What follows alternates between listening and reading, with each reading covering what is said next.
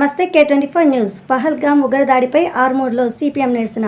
నిజామాబాద్ జిల్లా ఆర్మూర్ పట్టణంలో CPM division committee ఆధ్వర్యంలో పహల్గామ్ ఉగ్రదాడిలో ప్రాణాలు కోల్పోయిన జవాన్లకు నివాళులర్పిస్తూ క్యాండిల్ ర్యాలీ నిర్వహించారు. ఈ సందర్భంగా సిపిఎం జిల్లా కార్యదర్శి వర్గ సభ్యుడు పెద్ది వెంకటరాములు, డివిజన్ కార్యదర్శి పుల్లపు వెంకటేష్ మాట్లాడుతూ ఉగ్రవాదాన్ని ఉక్కుపాదంతో అణిచివేయాలని, యుద్ధాలు శాంతికి విఘాతం కలిగిస్తున్నాయని పేర్కొన్నారు. పహల్గామ్ దాడికి కేంద్రం బీజేపీ ప్రభుత్వం ఇంటెలిజెన్స్ వైఫల్యమే కారణమని విమర్శించారు. అమెరికా జోక్యంతో యుద్ధం ఆపడం సిగ్గుచేటన్నారు. ప్రధాని మోదీ పార్లమెంటు సమావేశాలు ఏర్పాటు చేసి ప్రజలకు నిజాలు వెల్లడించాలని డిమాండ్ చేశారు. ఈ కార్యక్రమంలో కమిటీ సభ్యులు భూమన్న, కుల్ఫీ శర్మ, లాసియా నాయక్ తదితరులు పాల్గొన్నారు.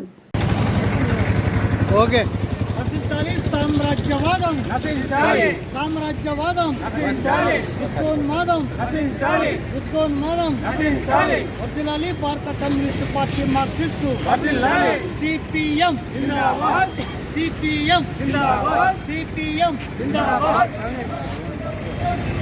సామ్రాజ్యవాదం వెంటనే నశించాలి, నశించాలి, సామ్రాజ్యవాదం నశించాలి, సామ్రాజ్యవాదం నశించాలి, సామ్రాజ్యవాదం నశించాలి. రక్షణ కల్పించాలి భారత ప్రజలకు, రక్షణ కల్పించాలి భారత ప్రజలకు, రక్షణ కల్పించాలి. యుద్ధం వద్దు, శాంతి ముద్దు, శాంతి ముద్దు, యుద్ధం వద్దు, శాంతి ముద్దు, యుద్ధం వద్దు, యుద్ధం వద్దు, యుద్ధం వద్దు, యుద్ధం వద్దు, యుద్ధం వద్దు.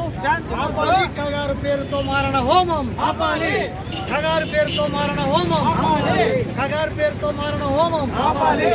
అరికట్టాలి భారతదేశంలో కొనసాగుతున్న ఉగ్రవాదాన్ని అరికట్టాలి, ఉగ్రవాద చర్యలను అరికట్టాలి, ఉగ్రవాదాన్ని అరికట్టాలి. నశించాలి మోడీ సామ్రాజ్యవాదం నశించాలి, నశించాలి ట్రంప్ సామ్రాజ్యవాదం నశించాలి. సిపిఎం జిందాబాద్, సిపిఎం జిందాబాద్, సిపిఎం జిందాబాద్, సిపిఎం జిందాబాద్, సిపిఎం జిందాబాద్, జిందాబాద్ జిందాబాద్, సిపిఎం జిందాబాద్, జిందాబాద్ జిందాబాద్, సిపిఎం జిందాబాద్.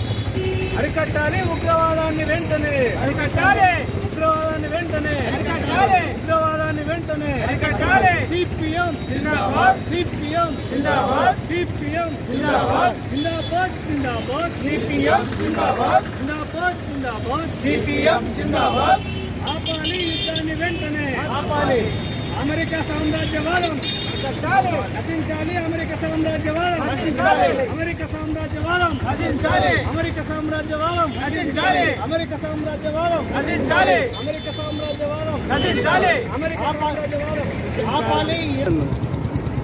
భారతదేశంతో పాటుగా ప్రపంచం మొత్తంగా యుద్ధ ఛాయలు కమ్ముకున్నాయి. భారతదేశం పహల్గామ్తో ప్రారంభమైంది.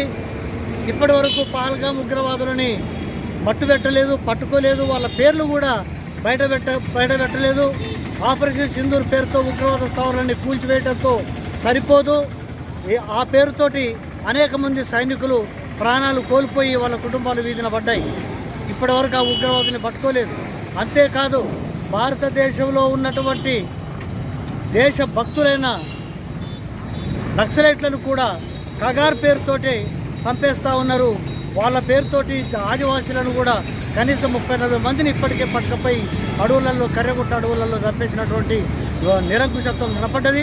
అవన్నీ కూడా ఆపాలి, శాంతి చర్చలకు రావాలి. అలాగే ఇవాళ రేపు చూస్తూ ఉన్నాం,